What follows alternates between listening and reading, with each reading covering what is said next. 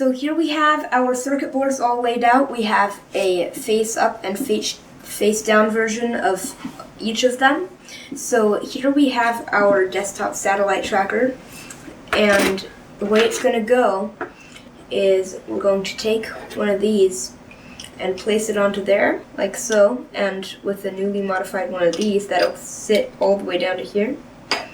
Then take this, we'll push it onto here with some slots and cutouts that cut out on those. We're just gonna compress those onto there with some screws and some threads, which will be replacing this. And so that's just gonna pop on like that. We can have this, so it's going to look more like that. And then this will go onto top again.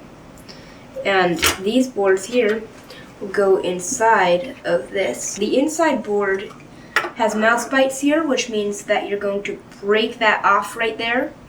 And then when you break that off, it will be able to be used in two parts. So we have the top part up here, which goes on the arrow, which I haven't printed yet, and here on the bottom part that goes inside because it has our little compass chip right there. So this just goes on there, and this goes on top.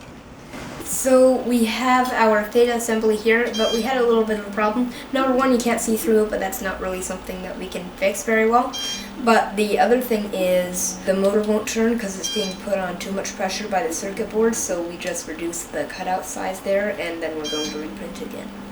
So while it's printing, I'm just going to paste up these circuit boards, and then once that's all pasted up, I'm going to start placing all these components. And then I'm going to heat it up with the hot air blowgun. And so once everything is all heated up, this takes a long time, I will hand solder all of those pins and then solder on the contacts there and hand solder everything else. And then I will do the other board, which goes up inside of the tube, and place those components and then heat it up. Then I will solder the leads onto the motors and hand solder everything else that needs to be soldered onto that board. And so now the way I'm going to put it together is I'm just going to put that circle board onto there, and then notice those spring like that, and those are going to press onto the circle board like so. And so I'm going to screw it in with some screws, and there's 3 of them to really hold it down there. So you'll notice those springs are really compressing, and they're making it a little bit more challenging for me to screw in, and then that's the final picture of it finished. Okay, Zeke, so how's the project going? Good. We have components on now. What you got on there? So we have a GPS module here, and we have an LCD screen here. We've got some buttons that are going to control the LCD screen, and we have our ESP32. Okay, so what's next? So the next step is programming it and maybe reordering boards with 3 LEDs behind, in front of the screws. Oh, okay. Is it lit up? So right now you can see some light right there and there. What's it look like from behind?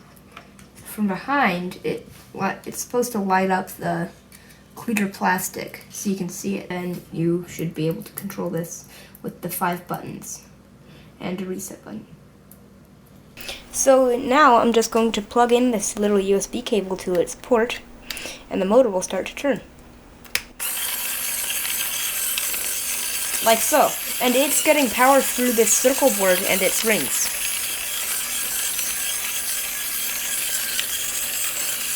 Going! We are using our DRV8830 chip, and I can control it with the command line. EE makes it go one way, and ED makes it go the other.